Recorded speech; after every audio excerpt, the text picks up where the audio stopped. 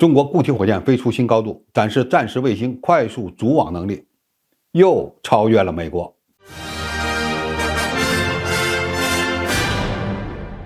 观众朋友，大家好，我是付元绍。对于中国和美国这样的航空航天大国而言，用一枚火箭发射多星，或者一箭几十星，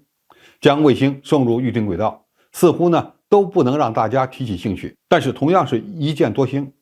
用准备多时的液体火箭发射是一回事，用固体火箭快速发射又是另外一回事。当然，用可重复使用的火箭发射的意义又有不同。近日，中国航天科技集团有限公司研制了捷龙3号运载火箭在黄海海域发射，成功的将14颗卫星准确的送入预定轨道，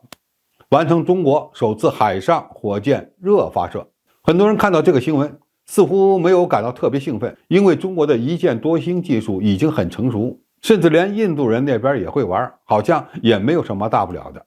其实如果这么看待此次一箭多星的发射，那就大错特错了。因为首次海上火箭热发射可不是印度人能比得了的，甚至连美国人都玩不好。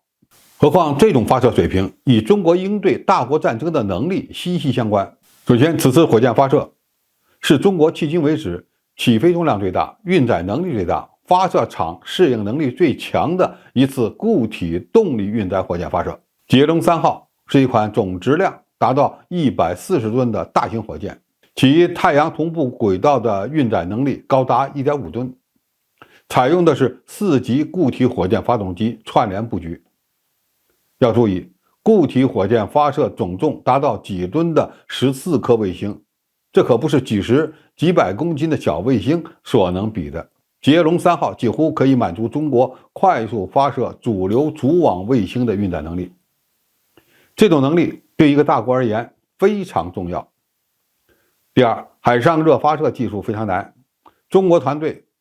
攻克了待发稳定性、离架安全性、燃气流排导和热防护设计等技术难题，实现了从海上冷发射到热发射的跨越。放眼国际航天界，海上热发射技术是世界级的难题，成功案例少之又少。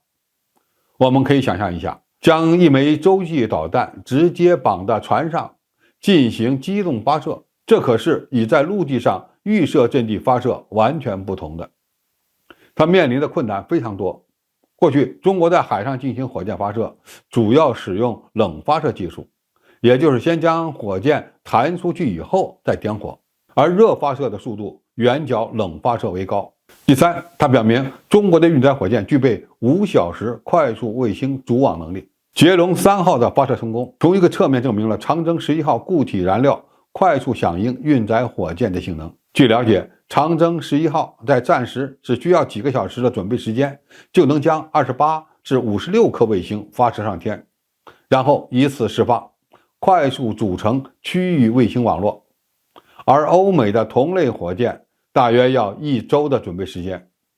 这就是中国航天科技厉害的地方。一旦发生太空战争，一方的卫星被打掉之后，没有快速补网发射能力的国家，吃败仗的可能性也将大增。快速响应火箭的准备发射时间短，还有一层战略意义，那就是专门针对某一个可能发生冲突的区域进行快速卫星组网，从而获得在短时间内发现敌方移动目标的能力。补网的卫星数量可以是几颗，也可以是几十颗或几百颗，因此一箭多星的快速卫星组网发射能力直接决定了一个国家的以卫星为平台的天基战场态势感知能力。捷龙3号在海上实现热发射，意味着中国的长征11运载火箭同样具备在海上机动发射的能力。此次一箭多星的快速发射表明，